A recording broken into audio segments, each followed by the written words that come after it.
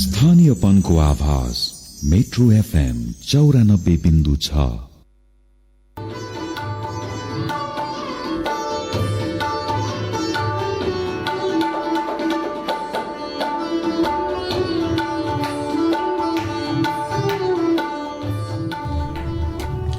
नमस्कार तथा स्वागत कार्यक्रम पाका कुरामा म किशोर शर्माको।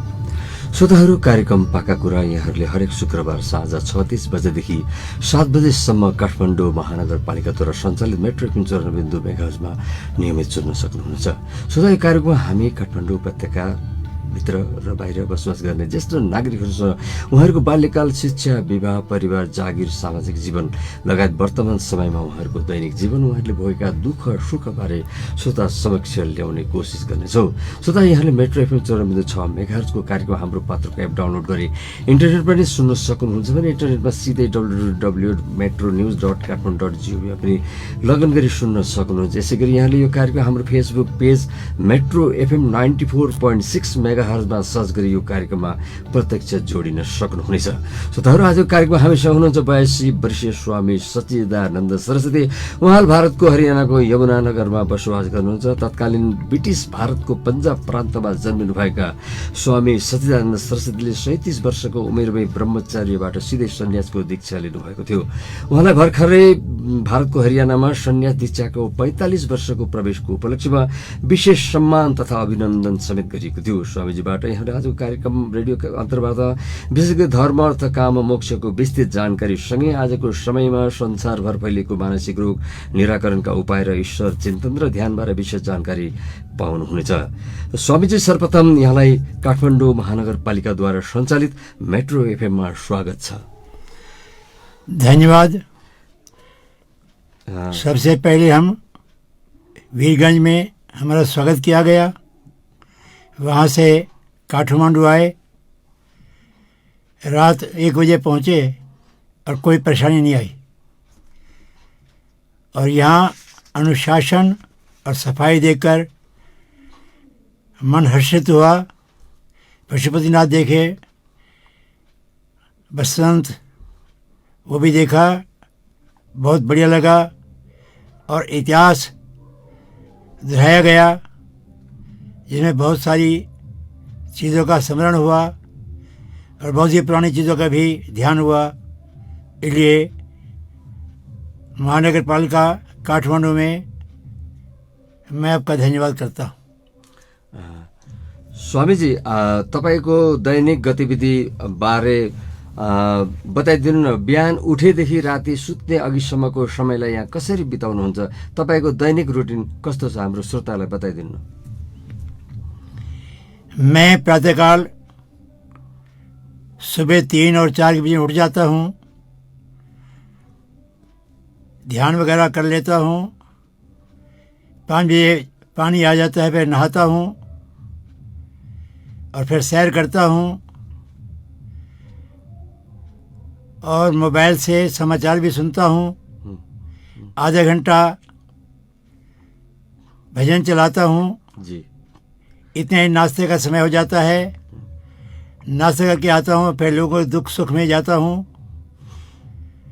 और किसी को इतबार करने तो उसका भी करता हूँ।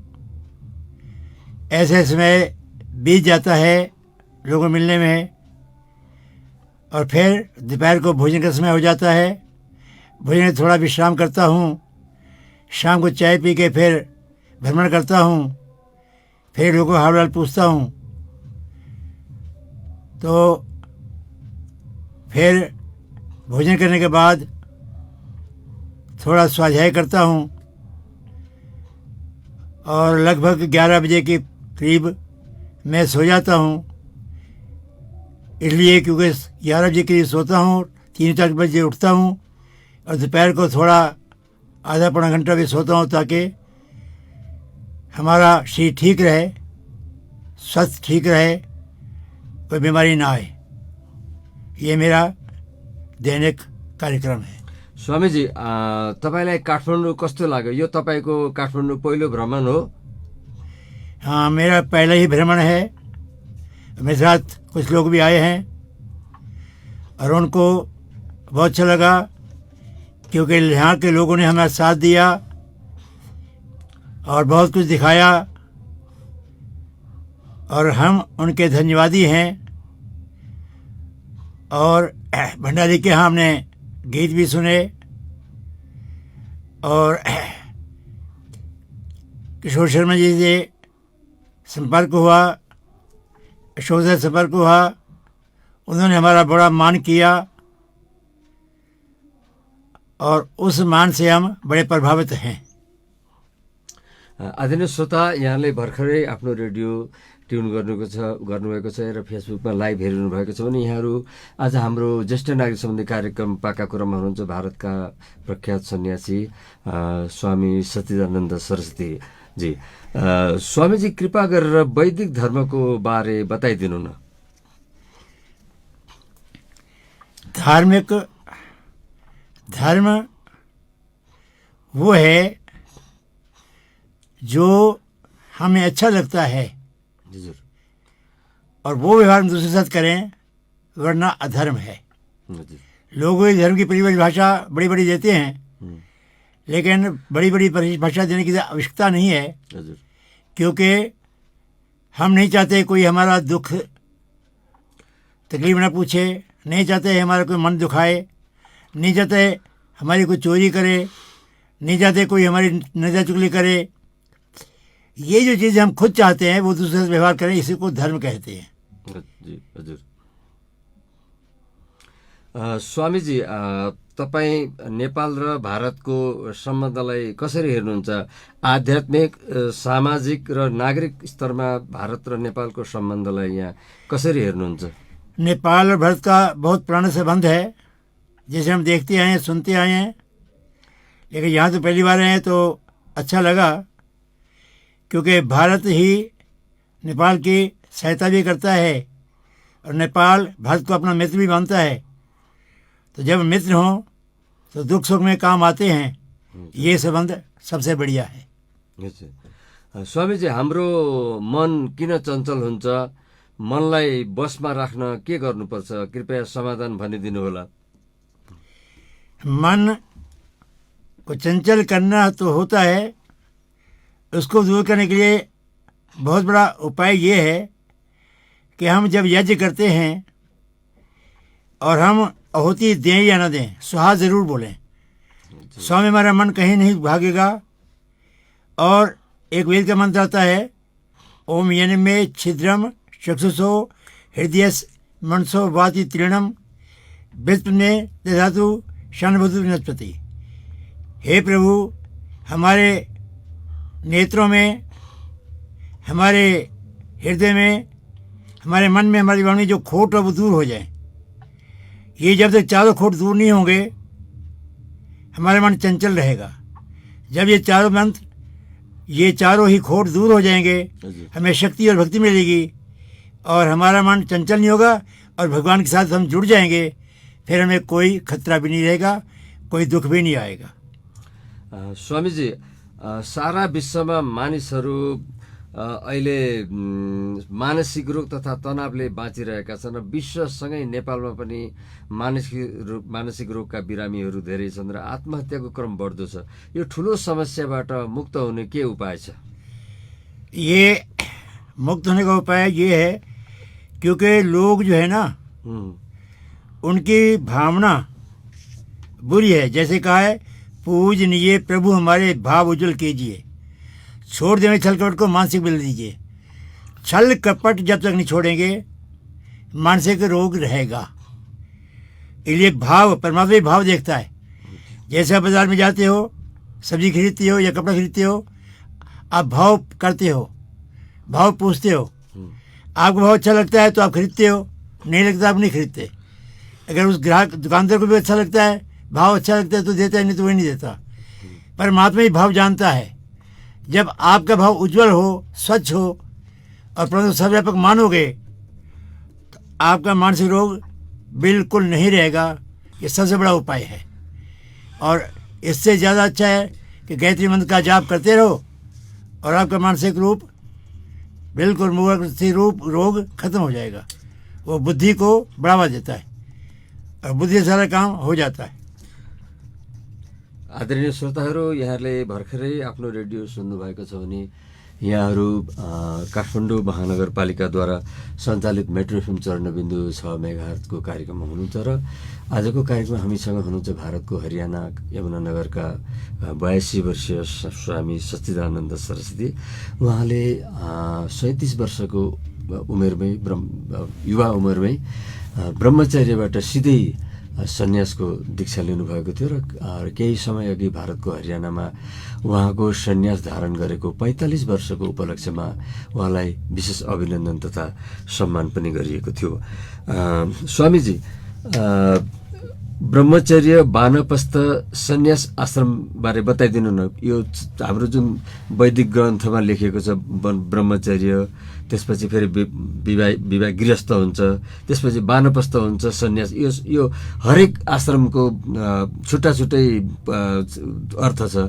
यसको बारे विस्तृतमा बताइदिनु न। ब्रह्मचार्य शब्द है प्रभु के साथ जुड़ जाना। जी हजुर। और जब प्रभु के साथ भी जुड़ जाता है, जैसे मैं बचपन में था तो मेरे से पूछे क्या बनेगा, मैं साधु या डाकू। पर परमात्मा ने मुझे ऐसे मार्ग दिखाए कि मैं बस जुड़ गया जी। और इसलिए ब्रह्मचारी आश्रम मेरा बहुत अच्छा रहा। और ब्रह्म के साथ जो जुड़ जाता है और वो विद्या प्राप्त करता है, वेदों को पढ़ता है, स्वाध्याय करता है और अपने जीवन को निर्मल रखता है। और जो ताकत उसने ब्रह्मचारी में बनाई वो गृहस्थ में आके उसको खोनी पड़ती है, क्योंकि गृहस्थ बड़ा टेढ़ा है। गा टेढ़ा, री टेढ़ी, हा टेढ़ा, सा टेढ़ा, था टेढ़ा। गृहस्थ टेढ़ा ही टेढ़ा है। लेकिन गृहस्थ में बड़ी मुश्किल से आदमी कंट्रोल कर पाता है, नियंत्रण कर पाता है। इसलिए हमारे कहा है कि भाई उसके बाद वानप्रस्थ बनाओ, ताकि जो शक्ति आपने पैदा की थी ब्रह्मचारी में और गृहस्थ में खो दी, वो वानप्रस्थ में पूरी करो।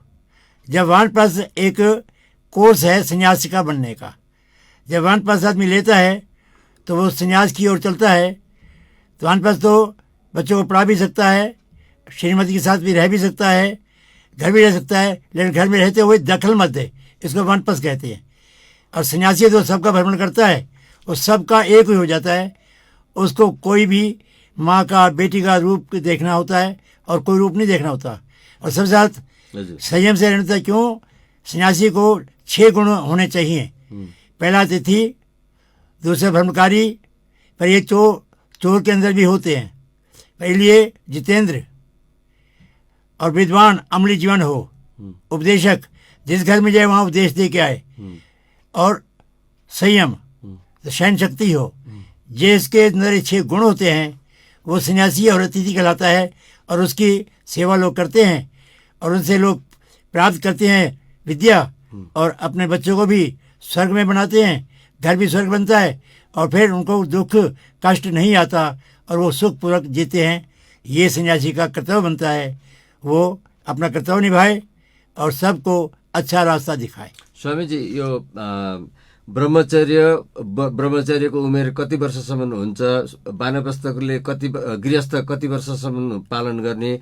अनि गृहस्थबाट वानप्रस्थ कति उमेरमा लिने? अनि वानप्रस्थबाट सन्यास कति उमेर भएपछि सन्यासमा जाने? यो बारे पनि हाम्रो श्रोतालाई बताइदिनु न। ब्रह्मचार्य 25 वर्ष तक, और उसके बाद 25 से 50 वर्ष तक वानप्रस्थ गृहस्थ। उसके बाद फिर 50 से 75 तक वानप्रस्थ, फिर सन्यासी। आपने यज्ञ कुंड में देखा होगा, पहली जो सीढ़ी है वो ब्रह्मचारी की है, तो उसको विद्या प्राप्त करना है। दूसरी सीढ़ी आपने देखी होगी वो गृहस्थी की है, और तीसरी सीढ़ी आपने वानप्रस्थ देखी होगी, वो बिल्कुल ऊपर है ताकि अग्नि के निकट। और सन्यासी बिल्कुल अग्नि में है, इसलिए उसको सन्यास के रूप धारण करने पड़ते हैं। और ये उसको भगवा वस्त्र पहन पड़ता है, सूर्य का प्रतीक है। वो एक अग्नि है और सूर्य प्रतीक है, इसलिए वो दूसरों को भी बुद्धि देता है और सूर्य के तरफ ले जाता है और सूर्य की तरफ चमकाता है। तो ये सन्यास आश्रम है। स्वामी जी, महान ऋषि स्वामी दयानन्द सरस्वती र आर्य समाजको बारे पनि बताइदिनु न। स्वामी दयानन्दले पनि ब्रह्मचर्यबाट सन्यास हुनुभएको थियो। उहाँले वेदको उद्धार र आर्य समाजको प्रचारका लागि कस्तो योगदान गर्नुभयो? स्वामी दयानन्दको बारेमा। जब मूल शंकर पैदा हुए हजुर, और उनको व्रत रखना पड़ा बड़े होकर के शिवरात्रि का, और उनके मन में एक जिज्ञासा जागी। पिता ने पूछा ये क्या है? ये चूहा जब ये खा पी रहा है तो भगवान इसकी रखवाली नहीं करता, हमारी रखवाली क्या करेगा? तो उन्होंने भी बड़ा सच बोला तिवारी जी ने कि ये नकली शिव है, असली कुछ और है। बस वो दिमाग में बैठ गई, अब मैं असली शिव की तलाश करूंगा। चल पड़े, कहीं लुटे, कहीं ठीक रहे। स्वामी पूर्ण से संन्यास लिया,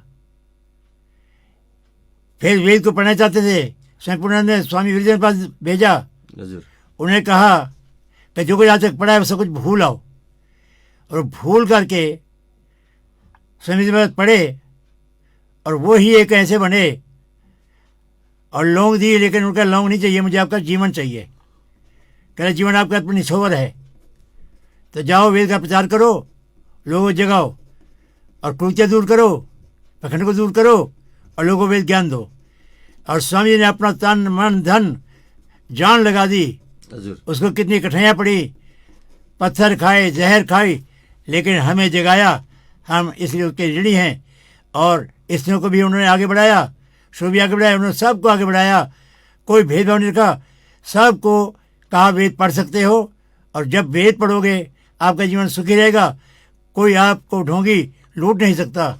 ये उन्हें बहुत बड़ा रास्ता बताया। स्वामीजी, वैदिक धर्ममा हवन यज्ञको महत्त्वबारे बताइदिनु न। हवन यज्ञ जुन ऋषिहरूले 4 वेदको निर्माण गर्नुभयो, त्यसपछि हवन यज्ञको महत्त्वबारे बताइदिनु न हाम्रो श्रोतालाई। हमारे 1 अरब 98 करोड़ वर्ष हो गए। हजुर, 4 वेदों का उत्पत्ति हुई। हजुर, और उत्पत्ति हुई, हमारे ऋषियों को पहले जीवन विचार करना पड़ा। हजुर, उसको जीवन ज्योति कहते हैं। हजुर, तीसरे को मिटाना पड़ा, उसको विश्व ज्योति कहते हैं। हजुर, फिर उनको आत्म ज्योति जगी, हजुर, तो आत्मयोगी से उनका मन में कोई दखल नहीं रहता। फिर आदमी बात सुनते हैं, हजुर, और जो सत्य है वो करते हैं, जो नहीं हो वो नहीं करते। फिर उनको जगती है ब्रह्म ज्योति। फिर परमात्मा से बात होती है, फिर दिव्य ज्योति दिखती है। जो आप कहोगे वो सच होगा, वो इसलिए ज्ञान प्राप्त हुआ। ऋग्वेद ज्ञान कांड, उसमें सारा ज्ञान भरा पड़ा है। जैसे रसोई में जाओ, आपको ज्ञान नहीं होगा, आप ना आटा को पता लगेगा ना चावल का पता लगेगा। फिर ये जो कर्म, ज्ञान होगा तब कर्म होगा। उसके बाद जैसे लंगर में जाते हैं, लोगों को रोटी लंगर स्वाद लगता है, क्योंकि उसमें प्रभु का और धर्म का वास होता है। इसलिए सामवेद उपासना है प्रभु की। अथर्ववेद विज्ञान कांड है, उसमें सारी जो डॉक्टरी है, वैज्ञानिक है, ये इंजीनियर के सारा उसमें है। और रोग को दूर करने का, सारे बीमारियों को दूर करने का अथर्ववेद में है। तो ये चारों वेद हैं जिसके लिए स्वामी जी ने हमें बताया कि इन वेदों को पढ़ो, तो आप फिर बहुत अपना अच्छा जीवन बन जाएगा, और लोगों का अच्छा जीवन बना लोगे। आदरणीय श्रोता, यहाँले भर्खरै आफ्नो रेडियो ट्युन गर्नुभएको छ र फेसबुक लाइभ हेरिनु भएको छ भने यहाँहरू आज हरेक शुक्रबार मेट्रो एफएम 94.6 मेगाहर्जको तरङ्गमा काठमाडौँ महानगरपालिकाद्वारा सञ्चालित ज्येष्ठ नागरिक सम्बन्धी कार्यक्रम पाका कुरा प्रसारण हुन्छ। र आजको कार्यक्रममा हामीसँग हुनुहुन्छ भारतको हरियाणाबाट आउनुभएका 82 वर्षीय स्वामी सच्चिदानन्द सरस्वती।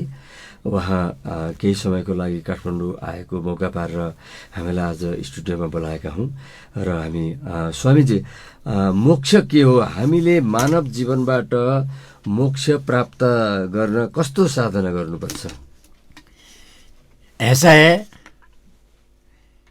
जैसे खरबूजा होता है ना, हजुर, अंदर से सारा एक सा होता है। हजुर, जब मनुष्य सारा एक सा बनता है, हजुर, और वो मोक्ष को प्राप्त होता है।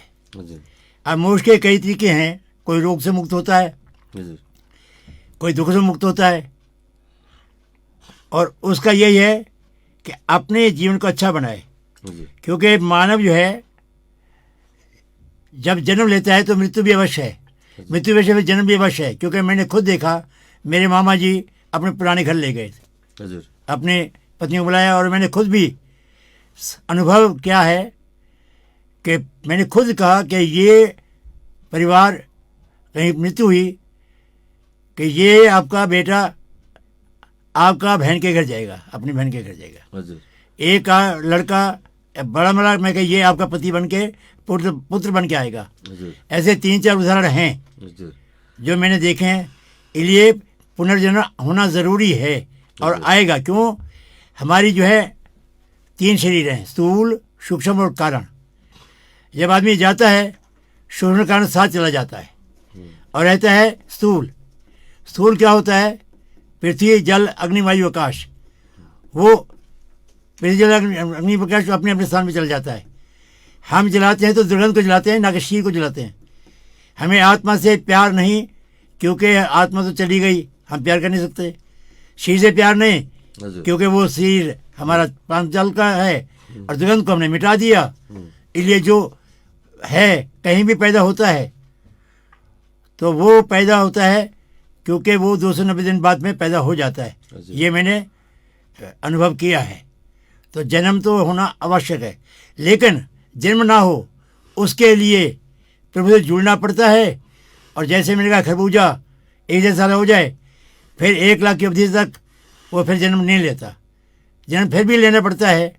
मेरे ने ऐसा कहा है। तो जन्म तो लेना पड़ेगा, लेकिन वर्ष से या कैसे भी, और कहाँ लेना पड़ेगा ये परमात्मा जानते। क्यों? जो आदमी जाता है आखिरी वक्त, उसके चित्त में वृत्ति आ जाती है कि मैंने कहाँ जाना है, मैंने क्या करना है। जैसे मेरे पिताजी स्वर्गवास होने लगे, उन्होंने तो अपने तक लकड़ी भी मंगा ली। हजुर मैं तो बड़ा हैरान था, और वो कूच भी कर गए हजुर और हमने संस्कार भी करा दिया। तो कह के भाई पीछे रोना धोना नहीं है। उनको अपना इतना ज्ञान था कि पहली बार देखा कोई लकड़ी मंगा रहा है संस्कार के लिए।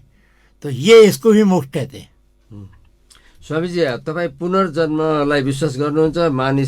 मानिस मरेपछि पुनर्जन्म हुन्छ कि हुँदैन? बताइए।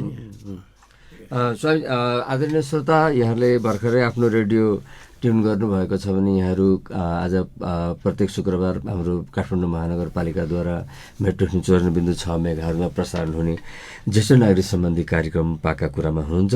र पाका कुरामा हाम्रो अतिथिको रूपमा हुनुहुन्छ 82 वर्षीय स्वामी सच्चिदानन्द सरस्वती। स्वामीजी, अन्त्यमा तपाईँ हाम्रो रेडियो सुनिरहनुभएका र फेसबुकबाट हामीलाई प्रत्यक्ष प्रसारणमा जोडिनुभएका श्रोता र दर्शकलाई के भन्नुहुन्छ, के सन्देश दिन चाहनुहुन्छ? मैं एक उदाहरण दे रहा हूँ। जैसे एक विवाह होता है और 1 साल वो गृहस्थ में रहते हुए तो पुरुष की नौकरी कहीं बाहर चली जाती है। हजुर जैसे वो बाहर जाता है उसको खबर मिलती है कि तेरा पुत्र हो गया। हजुर 4 साल के बाद आता है, हजुर उसके मित्र भी साथ होते हैं और कहते चलो घर में चले, मेरा बेटा भी देखो हजुर। और नाश्ता नहीं करो। वो घर पहुंचा हजुर और मित्र को साथ ले गया। हजुर तो उनकी पत्नी अपने बच्चे को कहती है, बेटा उठ, हजुर अपने पिता पाँव छू। हजुर अब किसके पाँव छुए? हजुर उसका पता मेरा पिता कौन है? तो माँ ही बताती है कि ये मेरे तेरे पिता हैं और तेरे पिता के मित्र हैं। ऐसे हमारी माँ क्या है? वेद है। वेद में ज्ञान बताता है कि परमात्मा क्या है, संसार क्या है। इसलिए हम जब वेदों को पढ़ते हैं हजुर तो कभी लूट नहीं सकता। मैं ये कहना चाहूँगा, वेदों का स्वाध्याय करो और इधर उधर न भटको, हजुर क्योंकि अब भटकोगे तो आप लूटे जाओगे। हजुर आज कारण ये है कि हम पाप जो है बड़े हैं क्योंकि हम वेदों से मुखर नहीं हैं। हजुर हम वेदों की तरफ नहीं जा रहे। जब तक वेदों की तरफ नहीं जाएंगे, वे स्वाध्याय नहीं करेंगे, उनके अर्थ को नहीं जानेंगे, उन पर नहीं चलेंगे, जीवन नहीं बनाएंगे, तो हमें लूटते रहेंगे और हम लूट के ना थक जाएंगे और बर्बाद हो जाएंगे हम। इसलिए हम बर्बाद ना हो और प्रभु से जुड़ें, ये मेरा संदेश। आदरणीय श्रोता, यहाँहरूले आज भारतको हरियाणा यमुनानगरबाट आउनुभएका 82 वर्षीय स्वामी सच्चिदानन्द सरस्वतीबाट वेद ज्ञान विभिन्न विषयमा यहाँहरूले सुन्नुभयो हेर्नुभयो। हवस् त स्वामीजीलाई धेरै धेरै धन्यवाद समय दिनुभयो। श्रोताहरू, कार्यक्रम पाका कुरा यहाँहरूलाई कस्तो लाग्यो, कार्यक्रमबारे अवश्य सुझाव र सल्लाह पनि दिनुहोला। सल्लाह र सुझावका लागि हाम्रो कार्यक्रमको ठेगाना छ कार्यक्रम पाका कुरा मेट्रो एफएम 94.6 मेगाहर्ज, यो राष्ट्रिय सभागृहभित्र रहेको छ। र आजको कार्यक्रमबाट म प्रस्तुता किशोर सेणाई र हाम्रा अतिथि स्वामी सच्चिदानन्द सरस्वतीसँगै हाम्रो प्राविधिक भाइ राज मगरसँगै बिदा माग्छु। मेट्रो फिल्म सुन्दै गर्नुहोला। अर्को साता शुक्रबार ज्येष्ठराज सम्बन्धी एकजना यस्तै विद्वान अग्रजलाई लिएर यहाँहरू सामु उपस्थित हुनेछु। त्यसबेलासम्मको लागि म प्रस्तुता किशोर सेणाई बिदा माग्छु। मेट्रो फिल्म सुन्दै गर्नुहोला। शुभरात्रि।